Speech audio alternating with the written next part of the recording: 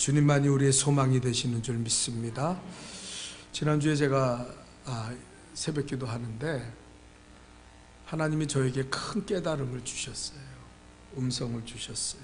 그게 뭐냐면은 초대교회는 지금보다 더 어려운 그 형편에 있었습니다.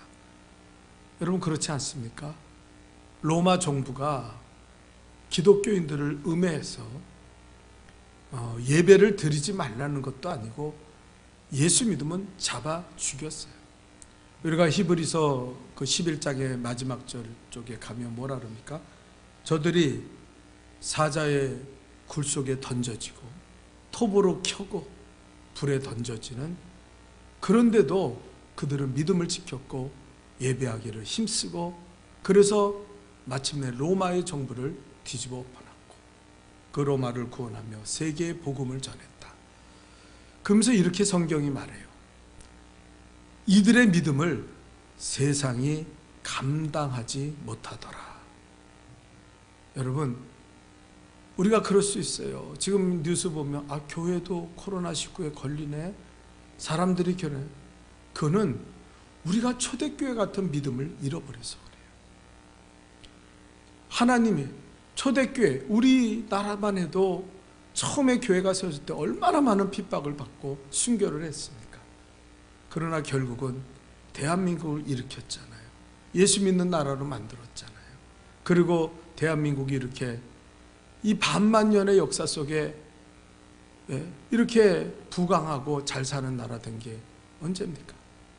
신앙이 아펜젤러와 언더우드를 통해서 이 땅에 들어올 때, 그 빛이 올 때, 그때 비로소 이 땅에 광명이 이루어진 줄 믿습니다. 사랑하는 성도 여러분, 그 주님이 오늘도 살아계시고 이 가운데 임재하시는 줄 믿습니다. 우리는 주님 앞에 소망을 가져야 돼요. 초대교회 같은 믿음을 가지게 하여 주옵소서. 자, 오늘도 주님, 우리가 성탄절을 이제 준비하며 주님 오실 길을 준비해야 돼요. 오늘 설교 제목 따라합시다. 주의 길을 준비하라. 교육자 톡에 설교 띄웠는데 그거 알아요? 방송실? 예? 알면 손 좀 들어봐요. 예, 그 성경 잘 띄워줘요. 제목도 띄워주고 하면서 그냥 주의 길을 준비하라. 여러분, I am second라는 그런 간증의 책이 있습니다. 이 책은 브라이언 웰치의 그 경험을 통해서 사회 저명에 있는 사람들의 간증을 모아놓은 책이에요. 이 브라이언 웰치라는 사람은 누구냐면 그래미상을 2번씩이나 수상한, 우리나라로 말하자면 그 가요 대상을 받은 그런 록그룹의 기타리스트입니다. 그는 정말 많은 돈을 벌고 명예를 얻었습니다. 그런데 그 허무한 삶을 견디지 못하고 마약에 손을 대며 마약으로 병들어 갔습니다. 그렇게 하루하루 마약을 의지해서 그렇게 살아가던 그에게 어느 날 친구가 찾아와서 그에게 이런 말을 합니다. 내가 성경의 말씀을 읽는데 이 말씀을 읽을 때 당신이 생각났다. 그래서 당신에게 꼭 필요한 중요한 말씀이라고 생각돼서 내가 이 말씀을 당신에게 전하기 위해서 왔다. 그리고 마태복음 11장 28절에 우리 한번 다 같이 읽읍시다. 시작. 수고하고 무거운 짐진 자들아 다 내게로 오라. 내가 너희를 쉬게 하리라. 우리가 잘 아는 말씀이죠. 그 말씀을 그에게 읽어주고 전했습니다. 그때 그는 그 I'm Second라는 그 간증책에 이 브라이언 웰치는 이렇게 자기의 경험을 이야기합니다. 쾌락을 위해 모든 것을 다 해보았지만 남은 것은 공허한 뿐이었습니다. 많은 돈과 인기를 얻었지만 언제나 마음에 무거운 짐은 없어지지 않았고 가슴에 난 구멍은 결코 그 돈과 인기로 채워지지 않았습니다. 그런데 그 친구가 전해준 그 말씀이 나의 마음에 강하게 부딪혀 왔습니다. 그리고 그는 그 친구의 겉면으로 교회에 출석했습니다. 그러나 여전히 마약을 끊지 못하고, 그리고 점점 몸과 마음은 병들어가고 있었습니다. 너무나 절박했기 때문에 그는 목사님의 설교를 듣다가 그 자리에 철퍽 주저앉아서 정말 절박한 심정으로 하나님 앞에 기도했습니다. 주님, 나를 도와주세요. 제발 이 마약을 제게서 가져가 주세요. 그때 하나님의 말씀이 떠오르면서 하나님의 음성이 들려지는 거예요. 다 내게로 오라. 다 내게로 오라. 그는 그 자리에서 울부짖으며 회개하며 하나님을 만났습니다.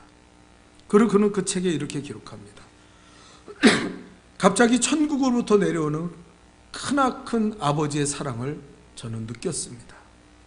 그건 마치 나는 너를 비난하지 않는다, 나는 너를 사랑한다고 말하는 것 같았어요. 저는 다음날 바로 마약을 다 내다버렸고, 그리고 그 그룹에서 탈퇴하고 말았습니다.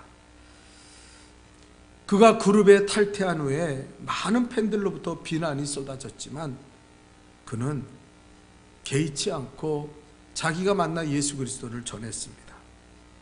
그래서 그는 이런 일을 했어요. 자기 사진과 함께 I am second라는 문구가 적힌 광고판을 도로변에 설치했습니다. 사람들이 지나가면서 그 브라이언 웰치의 얼굴과 I am second 그 광고판을 보면서 저게 무슨 선전이지? 저게 무슨 이야기지? 궁금해했어요. 그 말의 의미는 이런 의미였죠. 나의 삶의 최우선은 예수님이십니다. 나는 그 다음, I'm second. 나는 그 다음입니다. 근데 놀라운 일은 그의 광고판을 보고 그 간증을 들은 수많은 청소년들이 하나님께로 돌아오는 놀라운 역사가 일어났습니다. 그들이 회개하고, 맞습니다, 주님이 첫째고 I'm second, 그 운동이 일어나기 시작했고, 그 책에 그 이름으로 간증집도 만들어졌다는 거예요. 회개함으로 주님의 오실 길을 그는 준비함으로 수많은 사람들에게 그리스도를 전하고, 그들이 하나님을 만나고, 마약에 찌들렸던 사람들, 술에 찌들렸던 사람, 섹스에 찌들렸던 그 청소년들이 하나님 앞에 돌아오는 기적을 만들었다는 거예요. 하나님은 회개하고 돌아오는 모든 사람에게 새 삶을 주시는 줄 믿습니다. 우리는 이제 성탄절을 맞이하며 우리의 삶을 완전히 새롭게 하시고 우리를 구원하실 주님 오실 길을 준비해야 될 줄 믿습니다. 여러분, 그냥 오는 게 아니에요. 또 성탄절이 되었으니까, 우린 성탄절을 지내게 되겠지. 그렇지 않습니다. 하나님은 준비하는 자에게 임하시고, 이 성탄의 진정한 의미와 이 기쁨과 이 감격도 준비하는 사람들에게 임하게 된다는 것이죠. 자, 오늘 우리가 읽은 성경 누가복음 3장 2절에 보면 이렇게 말합니다. 우리 한번 다 같이 읽어볼까요? 시작. 안나스와 가야바가 대제사장으로 있을 때 하나님의 말씀이 빈들에서 사가랴의 아들 요한에게 임한지라. 요한이 살아갔던 시대를 여기는 이렇게 말해요. 요한의 시대 때는 말라기 이후에, 우리가 잘 알죠, 말라기 이후에 400년 동안 이스라엘에게 하나님의 말씀이 사라졌습니다. 하나님은 이스라엘에게 마치 눈앞에서 말씀하시듯이 말했는데, 그들이 하나님을 떠나고 죄악으로 넘어졌을 때 하나님은 이스라엘을 떠나가셨고, 무려 400년 동안 그들에게는 누구도 하나님의 말씀을 전하는 선지자를 본 적이 없다는 거예요. 그로 말미암아 생겨난 게 뭡니까? 사회, 정치, 경제, 그리고 종교적으로 정말 절망에 빠져서 살았어요. 여러분, 우리가 잘 알고 있잖아요. 사회적으로는 정말, 정치적으로는 어떻습니까? 로마의 식민지가 돼서 로마에게 모든 것을 빼앗기고 있었어요. 선민이라고 그렇게 자랑했던 이스라엘 백성들이 완전히 자존심이 뭉개져서 로마의 압제에서 신음하며 살아갔습니다. 사회적으로는 어땠습니까? 빈부의 격차가 심해지고 비리가 판을 치고, 그래서 정부의 관리라는 세리들이 죄인의 대명사가 되는 그런 삶을 그들은 살아갔어요. 더 이상 그 정부의 관리들이 자기들을 보호하고 이스라엘을 보호하는 사람들이 아니라 이스라엘을 망가뜨리고 백성을 착취하는 그런 시대였어요. 경제적으로는 어땠습니까? 완전히 비패돼서 기근의 삶이었어요. 먹을 것이 없었어요. 못 하나 안정된 게 없었어요. 거기다 종교적으로는 어땠습니까? 야훼의 종교는 완전히 무너져서 사람들은 더 이상 하나님을 찾지 않습니다. 예? 하나님이 살아계시다면 자기들의 죄에 대해서는 고백할 줄 모르면서 어떻게 우리가 로마에 이렇게 짓지르고 이렇게 가난하고 이렇게 핍박당하고 이 사회가 무너져 내리는 이런 시대를 우리가 살아가고 있을까? 여러분, 그리고 종교적으로는 대제사장들이 거짓 종교자들이 되어서 백성들을 착취하고, 그리고 기득권에 붙잡혀서 로마의 그 아부를 떠는 그런 야훼의 종교의 자존심이 완전히 꺾어진 그런 나라가 바로 이스라엘. 그걸 말하는 거예요. 그래서 뭐라 그럽니까? 비로소 사가랴의 아들 요한에게 하나님의 말씀이 400년 만에 임하게 되었다. 저는 이 말씀을 보면서 우리나라와 너무 흡사하다. 지금 2020년도에 우리가 보는 사회, 우리가 겪고 있는 이 팬데믹 시대, 코로나19 시대, 이 모습, 그리고 우리가 당하고 있는 지금 이 얼마 전에 60대 어머니가 자폐를 겪는 아들을 두고 돌아가셨잖아요. 몇 개월을 방치되고 돌아가셨잖아요. 여러분, 어떻게 그런 일이 생깁니까? 아무도 그를 관리하지 않았어요. 사회복지사가 그 아들한테 가서 어머니 어디 가셨냐고 묻니까 그 아들이 외쳤어요. 천국에 갔다고. 나를 보호시설로 데려가지 말라고. 그가 정부가 하는 보호시설, 정부가 하는 그런 거에 대해서 이 사람들은 아무 보호도 못 받았고 그런 시설에 가고 싶지 않다고 그랬어요. 자폐아가 한 이야기입니다. 여러분, 종교적으로는 지금 완전히 타락했어요. 바로 예수님이 오셔야 될 그 시대, 그 시대, 바로 우리의 시대랑 너무 흡사하다는 거예요. 그래서 그 세례 요한은 광야에 나가서 외쳤습니다. 광야는 어디입니까? 설교하는 데가 아니에요. 사람이 모이는 데가 아니에요. 광야는 어디예요? 사람이 없는 데가 사막이에요.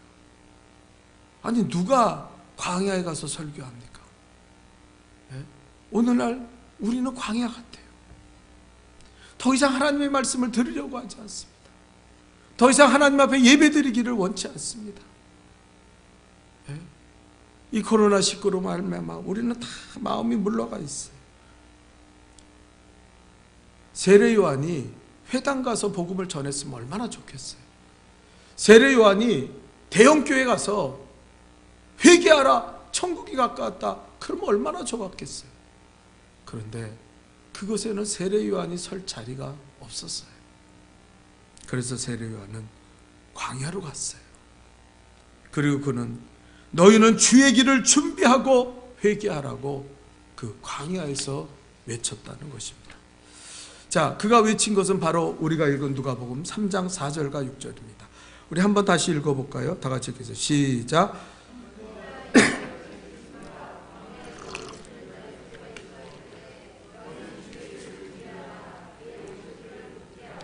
모든 골짜기가 메워지고 모든 산과 작은 산이 낮아지고 굽은 것이 곧아지고 험한 길이 평탄하여질 것이요 모든 육체가 하나님의 구원하심을 보리라 함과 같으니라. 하나님의 구원하심을 보리라. 주님이 오실 길을 준비하라. 그분이 오시면 우리도 구원을 이룰 것이다. 이 음성이 그 당시에 요한의 음성이 아니라 지금 우리에게 주시는 하나님의 음성으로 들려지기를 주님의 이름으로 축원합니다. 하나님이 구원하실 것이다. 사랑하는 성도 여러분, 주님만이 우리의 모든 문제를 해결하시고 십자가의 승리가 되심을 여러분은 믿습니까? 주님만이 길이요 진리요 생명이신 것을 여러분은 믿습니까?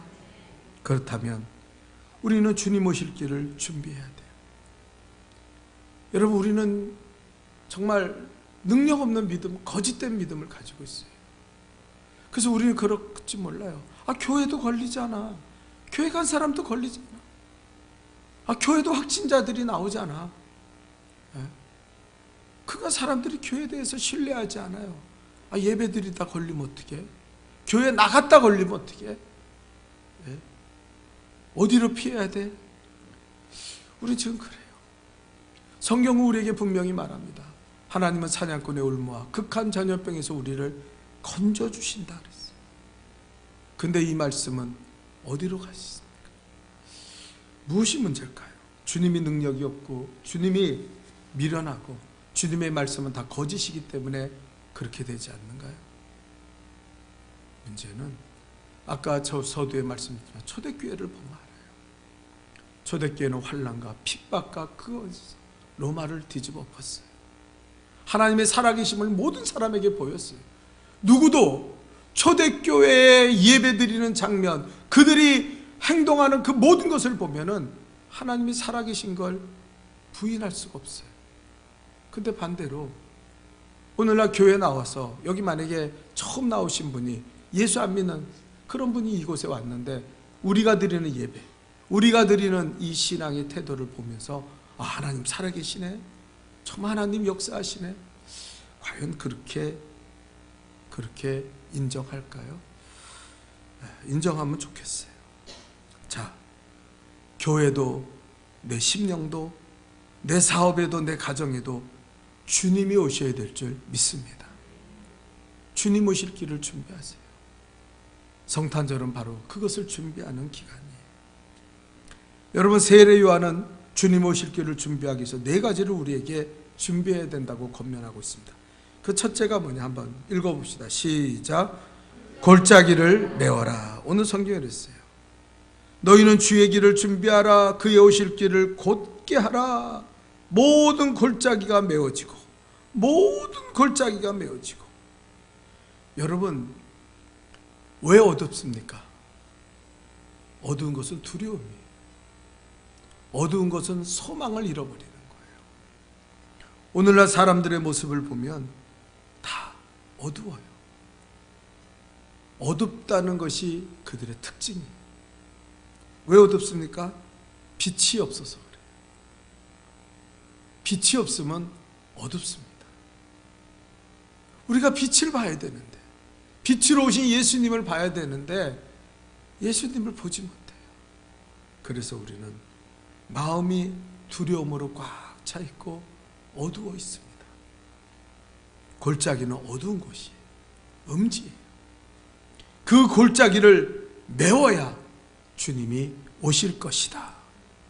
여러분, 무엇으로 그 골짜기 어두움을 메울 수 있습니까? 예수님은 믿음이 있는 곳에 임하시는 줄 믿습니다. 믿음이 없이는 하나님을 기쁘시게 못해요. 믿지 않는 자에게는 아무 능력이 없습니다. 주님은 믿을 때 구원이 임하는 거예요. 주님 믿는 자에게 임하는 거예요. 오늘도 이 자리에서 우리가 예배 드릴 때 하나님의 살아계심을 우리가 믿습니다. 우리가 예배 드릴 때 하나님 우리에게 상을 주시는 분인 걸 믿습니다. 그 히브리서 11장의 6절의 말씀이 이루어질 때 그 불신의 골짜기를 벗어나 믿음으로 채울 때 거기에 주님이 임재하신다는 거예요. 여러분, 오늘 믿음으로 주님을 영접할 수 있기를, 주님을 이 자리에 모실 수 있기를 주님의 이름으로 축원합니다. 여러분, 오병이어의 기적이 어떻게 일어났어요? 가나안 땅. 여러분, 예수님이 5,000명을 먹이시잖아요. 근데 5,000명은 20세 이상의 남자와 그 다음에 60세 이하의 남자의 숫자 아닙니까? 그러면 내가 볼 때는 한 10,000명에서 20,000명은 되겠죠. 그런 사람들이 모였어요. 여러분, 이거 팬데믹 시대 아닙니까? 무엇으로 먹여요? 아무리 밥을 많이 짓고 뭐 떡을 많이 가지고 물고기를 많이 잡았다 그래도 2만 명을 순식간에 먹일 수 있습니까? 이건 우리의 힘으로 해결할 수 있는 문제가 아니에요. 여러분, 물고기 2마리와 보리떡 5개로 5천 명을 뭐 결론을 알죠. 먹이시고 12강주리가 남았어요. 12강주리라는 거. 그 강주리가 조그만 게 아니잖아요. 음식을 담는 강주리인데. 이런 무슨 백 같은 게 아니잖아요. 그 수만 명을 먹일 수 있는. 그러니까 12강주리가 남았다는 거는 굉장한, 먹이고도 메어 터져서 흔들고 부어 넘치도록 하나님 부어주셨다는 거예요. 하나기가 그것을 가져왔을 때 빌립은 똑똑했어요. 빌립은 뭐라 그랬냐면 숫자에 그냥 계산이 빨랐어요. 물고기 2마리 보리떡, 아이고 택도 없어요. 제가 계산해 봤더니 수만 명을 먹이려면 이런 돈이 필요한데, 돈이 있다 그래도 이 떡과 물고기를 어디서 구해옵니까? 이거는 그냥 예수님이나 드세요. 그러면서 여기는 빈들이요 돈도 없고 떡집도 없습니다. 빌립은 정확하게 현실을 지적했어요. 자, 오늘도 그런 사람들이 있을 거예요. 아, 지금이 코로나야. 지금이 팬데믹 시대야. 뭐? 교회 나가서 예배 드려? 아유, 저 미련한 것들. 아니, 지금 그럴 때야?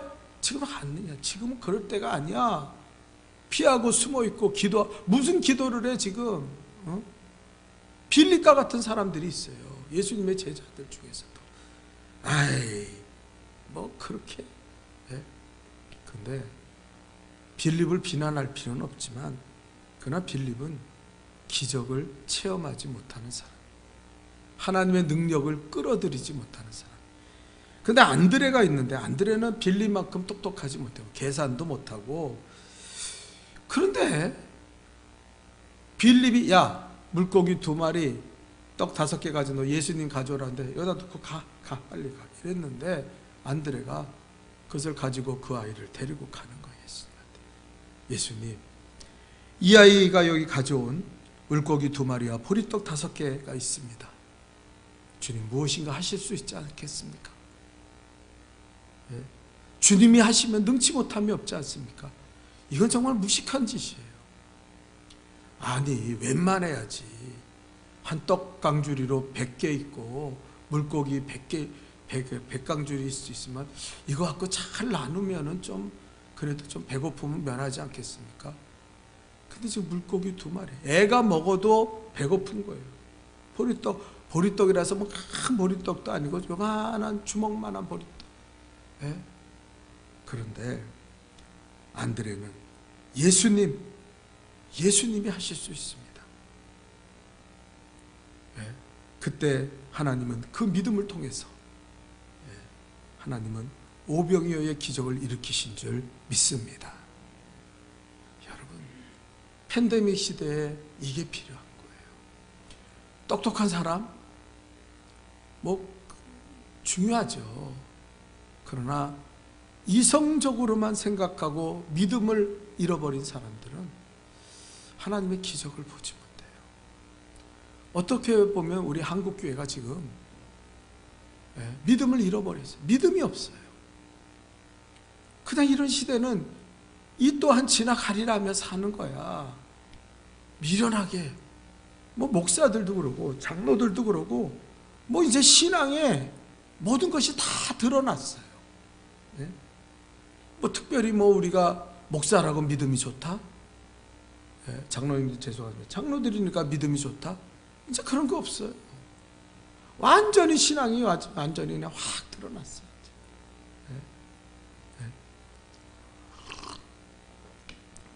뭐 믿음의 문제예요.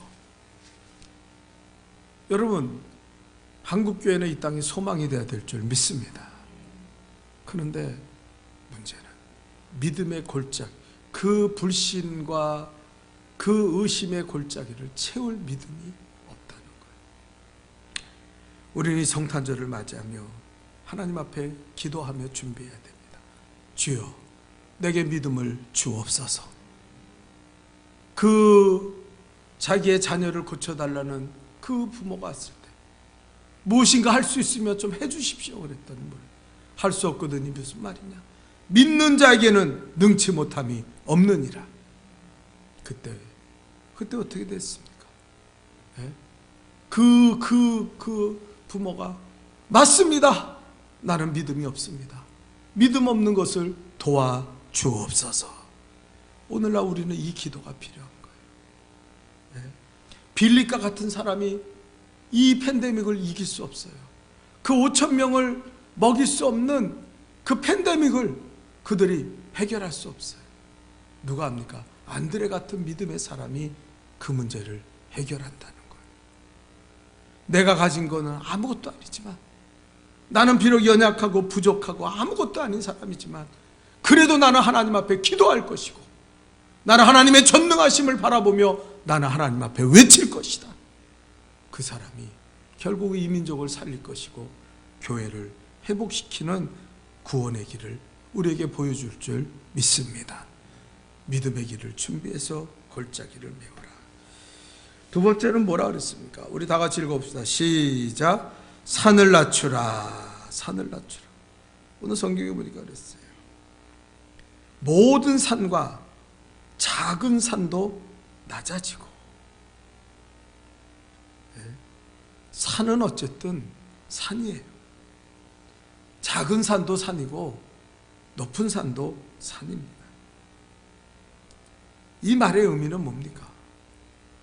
우리는 어떻게 보면 잘못 생각하고 우리는 겸손하다고 생각해요. 내가 뭐가 교만해? 나는 별로 교만한 사람이 아니야. 하지만 주님 보실 때는 높은 산이나 작은 산이나 다 교만하다는 거예요. 그래서 오늘 성경에 말합니다. 모든 산과 작은 산이, 어떤 의미에서는 작은 산이 더 문제예요. 아주 그 높은 산들이야, 나 교만해, 나 잘났어 이러고 사니까 아주 공식적으로 교만하다고 할 수 있지만, 작은 산들은 교만하지 않은 것 같은데 교만하고 있다는 거예요.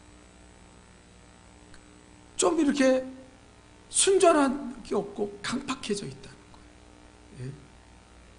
언제나 말씀을 들으면 자기를 향하지 않고 다른 사람을 향하는 사람이 있어요. 예?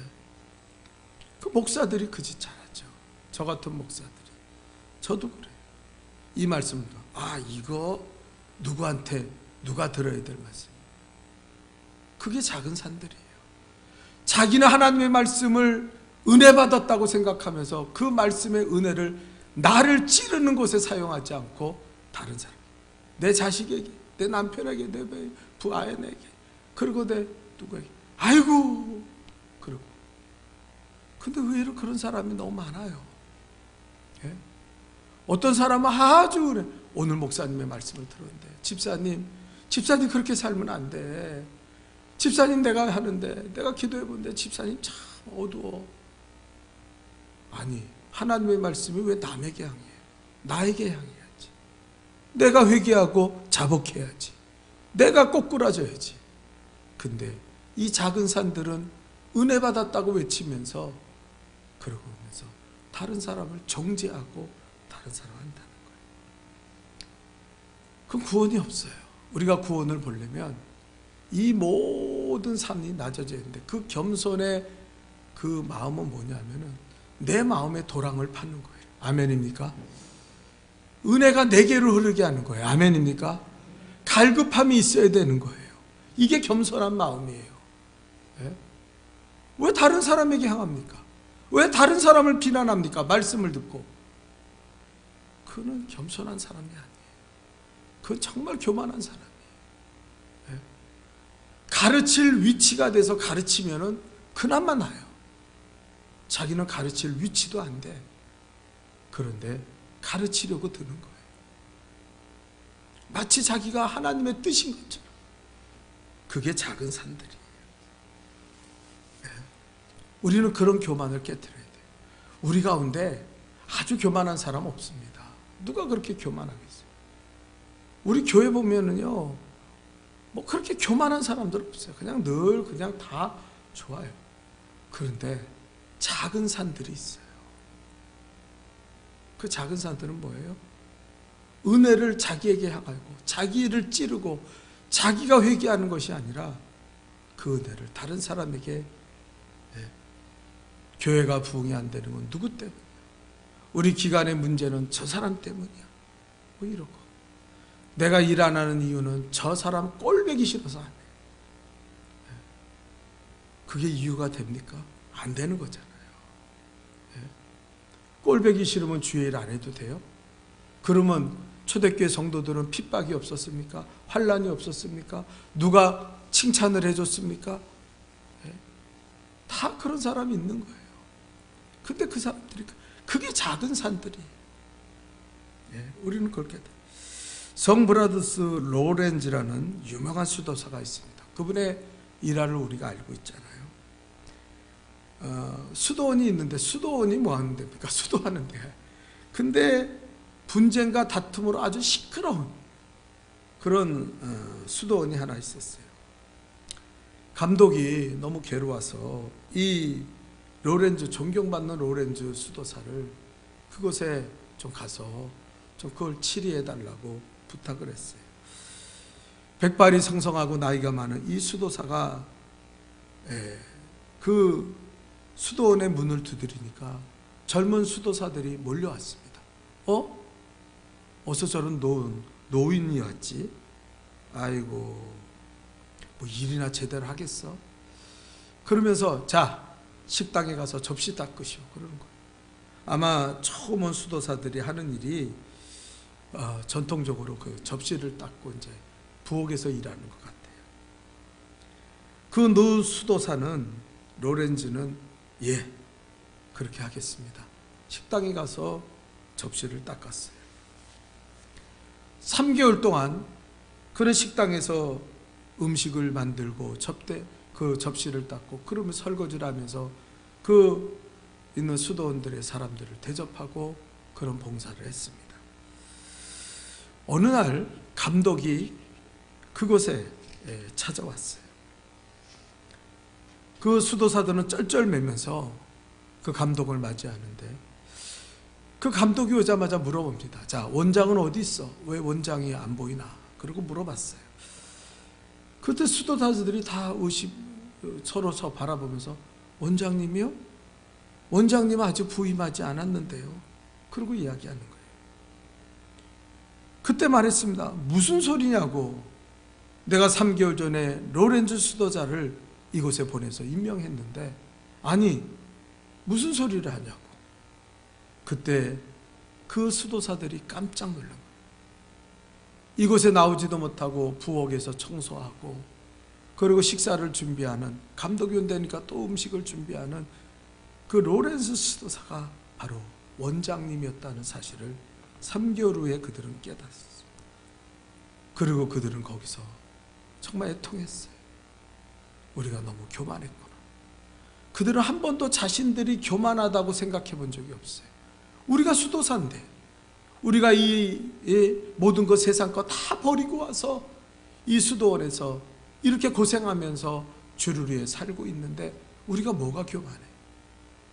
그랬는데 로렌즈라는 정말 겸손한 그 원장이 들어오고 나서 그들은 깨닫게 된 거예요. 아, 우리가 정말 못되고 교만하고 악했구나. 여러분, 그 후에 그 수도원에는 예수님이 오셨습니다. 로렌즈를 통하여 예수님이 오셨어요. 그들은 하나님 앞에 자신들이 교만하다는 것을 깨닫고 회개하고 그리고 원장을 존경하며 그 수도는 완전히 변화됐다는 거예요. 더 이상 싸움도 다툼도 없었다는 거예요. 이게 교만. 작은 산이 무너져야 돼요. 난 교회에 큰 산이 없다고 생각해. 큰 산이 어디 있습니까? 우리가 뭐 세상 사람들이 다 알아줄 교만한 사람이 있습니까? 그런데 이 작은 산들이 문제예요. 자신이 교만한지도 모르고 자신이 겸손하지도 않으면서 겸손한 척하고 다른 사람을 향해서 지적질하고 이런 사람. 바울은 고린도전서 10장 12절에 이렇게 말해요. 우리 다 같이 읽겠습니다. 시작. 그런즉 선주를 생각하는 자는 넘어질까? 이게 내 이야기에게 나만큼 일하는 사람 있어. 나만큼 똑똑한 사람 있어. 나만큼 교회 안에서 주님 앞에 잘하는 사람 있어. 나만큼 헌금하는 사람 있어. 나만큼 예배에 잘 나온 사람 있어. 그 사람들이 무너져야 돼. 그 산들이 무너져야 돼. 예. 그들은 어쩌다 한번 교회 빠져도 회개하지 않습니다. 뭐라 그래요? 뭐 한번 빠지는 것 같고, 저 사람은 매일 안 나오는데, 저것들은 매일 기도 안 하는데, 나는 어쩌다가 한번 빠졌잖아. 내가 뭘 회개해야 돼? 그게 무너져. 교회는 그게 무너지지 않으면 교회는 살아날 길이 없어요. 네. 네. 봉사 좀 한다고 안 하는 사람들은 하다가 좀 부닥지나고 마음에 안 들면 에이 안 해. 그래도 내가 이렇게 열심히 하고 내가 이렇게 했는데 나 없이 되나 봐라. 그 작은 산이 무너져야 돼. 네. 심지어 애들까지 그래요. 우리 엄마가 교회 장로인데 권사인데 우리 엄마가 교회 헌금 많이 하는데 애들까지 그래. 애들까지. 우리 교회 말하는 거 아니에요. 네. 그 작은 산들 우리가 볼 때는 너희 엄마가 너희 아버지가 헌금 많이 하고 교회 봉사 많이 하니까 그럼 내가 그렇지. 우리 집 없으면 돼. 이런 작은 산들이 애들까지 서 있다. 네. 그래서 선줄 생각하는 자는 넘어질까 조심하라. 조심하십시오. 다른 사람으로 자꾸 향하지 마세요. 우리 이 12월 달에 정말 우리를 돌아봐. 주님 오실 길을 준비하면서 겸손해져야 돼. 하나님, 남들이 기도하고 안 하는 건 나와 무슨 상관입니까? 내가 기도하지 못하는 것이 안타까운 일이고, 남들이 봉사하든 안 하든 헌금하든 안 하든 그게 나와 무슨 상관입니까? 내가 더 드리지 못하고 더 목숨 걸고 하나님 앞에 헌신하지 못하는 게 문제죠. 우리는 이제 신앙을 새롭게 정립해. 내가 죄인임을 깨닫고 내가 주님 앞에 바로 서기를 간구하며 살아야 될 줄 믿습니다. 솔로몬은 잠언서 16장 18절에 이렇게 말씀하셨어요. 우리 다 같이 읽어봅시다. 시작. 교만은 패망의 선봉이요 거만한 마음은 넘어짐의 앞잡이니라. 그렇죠. 교만하면 안 되겠어요. 왜? 패망하는 것이고 거만한 마음, 이것은 넘어짐의 앞잡이라는 거예요. 모든 산은 깎아져야 작은 산들도, 이 작은 산에 우리 집중합시다. 정말 우리 가운데 무슨 재벌이 있어서 그냥 엄청나게 높은 위치에 서서 이렇게 대통령처럼 교회를 자기가 정치적으로 좌지우지할 수 있다고 그런 사람은 없잖아요. 예? 목사가 교만하면 제일 교만한 자가 목사겠죠. 예? 누가 있겠어요? 그런데 이 작은 산들이 교회를 어둡게 만든다. 예. 그래서 교회를 패망에 빠지게 만들고 넘어지게 만들면서 그들은 그걸 몰라요. 그래도 자기는 저 세리와 같지 않고 그러면서 큰 소리 치고 사는 거예요. 예. 여러분, 큰 소리가 왜 납니까? 교만한 마음이 왜 납니까? 무슨 말을 들으면 왜 나를 안 안아주냐고. 왜 그런 이야기들이 자꾸 들려집니까? 우리 교회 이야기는 아니에요. 그러나 하나님, 우리가 그런 마음을 이제 벗어버리게 하여 주옵소서. 오늘 여기까지 설교할게요. 여러분, 성탄절이 다가오고 있습니다. 정말 주님 만나시기를 축원합니다. 골짜기를 메우십시오. 믿음으로 산을 낮추십시오. 우리가 작은 산이 되어, 우리는 교만하지 않다고 생각하지만 우리는 정말 교만해. 예배도 교만하게 드리고 말씀도 교만하게 받고, 그리고 무슨 말을 들으면 다른 사람에게 그 말을 전가하며 다른 사람을 지적질하면서도 나는 교만하지 않고 은혜 받은 사람이라고 이야기할 때가 너무 많아요. 제가 바로 그런 사람의 대표적인 사람입니다. 여러분, 하나님 저를 위해서도 기도해 주시고 우리가 작은 산이 되지 않도록 주의하고 조심하게 도와주옵소서. 기도하겠습니다. 하나님 아버지, 나는 믿음이 있으면 아무렇게나 말하고 아무렇게나 행동해도 저 사람보다 낫다고 생각하는 이 교만을 버리게 하여 주옵소서. 언제나 하나님은 내게 말씀하시는데 나는 그것을 은혜 받았다고 하며 그것을 다른 사람에게 향하고 다른 사람을 찌르는 칼이 되어 살아가고 있습니까? 하나님 아버지, 다른 사람이 악하게 살면 나는 저 악에 빠지지 않기 위해서 조심해야 될 것이고, 다른 사람이 나보다 믿음이 좋으면 시기하고 질투할 것이 아니라 그를 본받으려고 애쓰는 겸손함이 우리 교회에 넘치게 하여 주옵소서. 믿음으로 서기를 원합니다. 교회들도 코로나에 걸리고 교회에서 모임을 가진데도 코로나에 걸리니까 우리가 혹시 교회에 나가도 예수님도 하나님도 이 코로나는 막아줄 수 없다는 그런 믿음, 그 믿음도 아닌 그런 생각 갖고 하나님 신앙생활하지 않도록 도와주옵소서. 하나님은 능히 우리를 구원하실 것이고 능히 우리를 보호하실 것이고 이 팬데믹의 시대를 종결하시는 분은 오직 하나님 한 분인 것을 우리가 믿게 하여 주옵소서.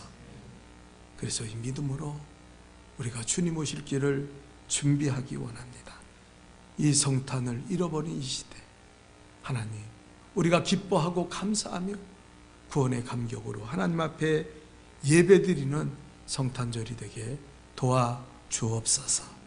예수님의 이름으로 기도하옵나이다. 아멘.